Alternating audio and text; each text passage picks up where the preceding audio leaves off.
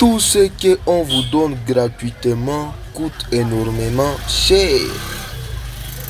J'espère que vous le savez très bien. N'êtes-vous pas jamais demandé pourquoi avec tout ce qu'on donne à l'Afrique comme don, prêt, comment on appelle ça? Trop d'histoire là. Pourquoi l'Afrique n'arrive toujours pas à se développer? Pourquoi cela ne nous aide pas? Pourquoi on n'a jamais senti de l'impact dans nos vies quotidiennes? Pourquoi? Moi qui suis congolais, à la télévision nationale, deux fois, on ne fait pas 2 semaines, 2 fois, voire même une semaine, sans suivre des informations telles que la RDC a réussi un don de la part du Japon, de la part des USA, de la part de la France. Pourquoi tout cela ne nous aide pas à nous développer? Là, nous allons faire la différence entre 3 variables. Nous avons la promesse de donner. Nous avons le prêt lui-même. Et nous avons aussi ce qu'on appelle le don ou aide. Il faut faire très attention. En diplomatie, il n'y a pas de beaux yeux. Oui, dans la géopolitique ou la géostratégie, la diplomatie et autres machins, trucs là, il n'y a pas de l'amour, il n'y a pas de la compassion. On ne vous aide pas parce qu'on vous aime. On ne vous aide pas parce qu'on veut compatir avec vous. Non. Tout a toujours été calculé, c'est ça. Tout a toujours été calculé. C'est ça. Hein? Oui, c'est ça. Il faut faire très attention, comme on l'avait appris à l'école, que l'homme est un être, comment on dit, égocentrique.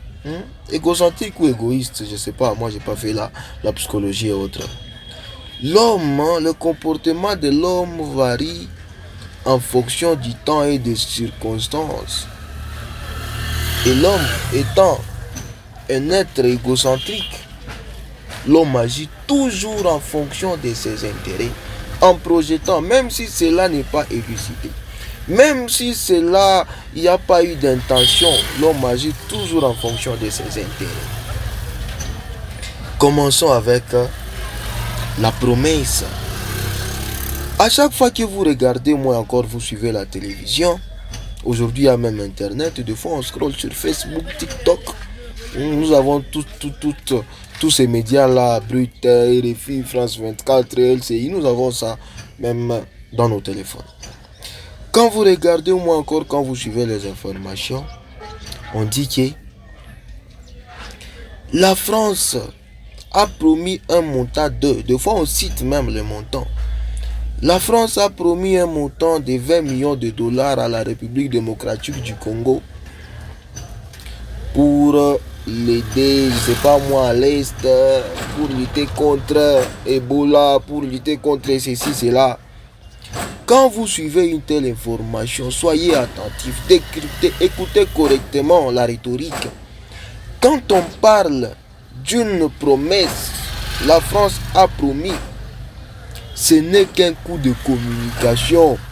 On veut passer le message selon lequel la France est un pourvoyeur, la France est un bon ami, la France est un bon allié. C'est ça.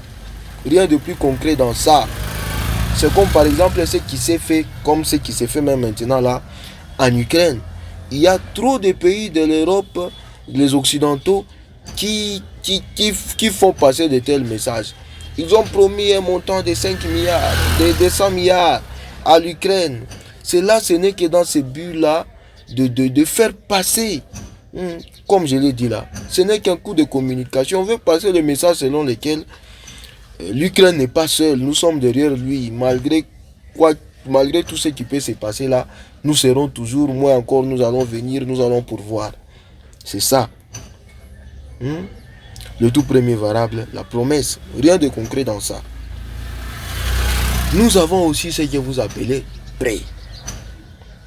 Trop souvent, ce sont des institutions, ou encore des organismes internationaux, comme la FMI, Quoi? Pas la FMI, c'est le Fonds monétaire international, les FMI et aussi la Banque mondiale. Ce sont ceux qui trop souvent, quand on suit la télévision, moi encore on suit les informations, on nous parle des prêts. Les FMI, la Banque mondiale ont prêté un montant de à tel pays. Laissez-moi intervenir d'abord avec ce que Paul Biya a déploré un jour, le président camerounais. Le président camerounais un jour a dit que c'est vrai, on nous donne des prêts, mais à quel taux? Il a nommé ce jour-là que on nous donne à des prêts prohibitifs. Ça veut dire quoi? Nous avons un problème d'1 million de dollars que nous, Camerounais, on ne sait pas régler. Donc, ça veut dire qu'on n'arrive pas du tout à trouver 1 million. Et qu'on s'est dit, nous allons recourir à des organismes internationaux, moins encore régionaux. Raison pour laquelle nous irons contacter les FMI, moins encore la Banque mondiale.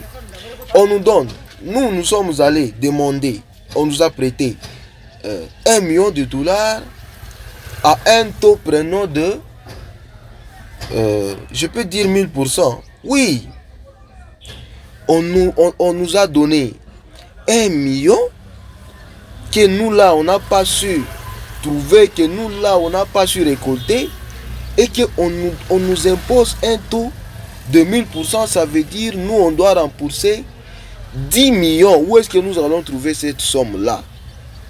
Conséquence, c'est quoi? Nos pays sont surendettés. Pour payer une dette, ils sont obligés de recourir à d'autres dettes. Comprenez pourquoi à chaque fois, et surtout en Afrique, Dieu nous a bénis, nous sommes dans des pays tellement riches. Ces organismes internationaux vont venir maintenant avec des bailleurs de fonds, moins encore vont chercher à aller hypothéquer nos histoires. Du fait que quand on n'a pas quoi payer, quand on n'a pas de l'argent à payer, nous sommes obligés de céder nos ports, nous sommes obligés de céder nos carrés, nous sommes obligés de céder nos forêts. C'est un peu ça le problème. C'est un peu ça le problème. Donc on nous donne à des taux prohibitifs, pas dans l'intention là de nous aider, mais c'est comme qui dirait dans cette intention là de nous appauvrir davantage. C'est un peu ça. Et on ne donne pas de l'argent comme ça gratuitement, non.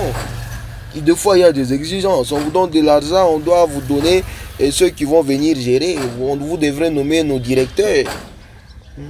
On vous donne de l'argent, on vous dit quoi faire avec cet argent-là. Par exemple, ici, nous avons un sérieux problème en Afrique centrale, moins encore australe. Quant à ce qui concerne les Inga 2, on a toujours dit que ce projet aura même la capacité d'électrifier toute l'Afrique. Mais on vous dit non, n'investissez pas dans ces projets-là. Investissez, je ne sais pas moi, dans des histoires là, vous voyez. On essaie de vous canaliser, on essaie de vous orienter. Pas dans ce but-là de vous aider réellement, mais oui. Et aussi, le dernier variable, c'est ce que vous appelez communément don ou aide. Les spécialistes dans ça, surtout, ce sont les Américains, avec le fameux USAID. C'est ça. United States Agency, USAID, International of Development. C'est ça. Des jeeps, là on voit des Land Cruiser bleu trop souvent, moins encore blanc. Ces gens-là ne vous aident pas gratuitement. C'est dans ce but-là de vous contrôler. Comprenez pourquoi partout ici, bien évidemment aux côtés des bases militaires, nous avons tous ces jeeps-là. S'ils sont là pour vous contrôler, pour vous espionner. À chaque fois que vous entendrez même que oh, le Japon, oh, tel pays, la France, c'est dans ce but-là de vous contrôler. Quand on vous donne de l'argent, on va vous dire faites ceci, ne faites pas cela. Quand on vous donne de l'argent, vous verrez les journalistes venir. Moi encore, on vous appelle là en France, moi encore, on vous appelle à Paris, moi encore à Washington, fatigué là. On vous donne des injonctions. Un peu fatigué là, on vous dit des histoires. Bon, ou sinon, il n'y a pas cette possibilité-là de faire un peu beaucoup plus de minutes. Je vois les militaires est en train de va s'arrêter bientôt là. Ou sinon je vais revenir dans les jours à venir pour vous parler de tout ce que vous appelez, dont moi encore aide. Je dois vraiment en faire une vidéo tout entière. Mais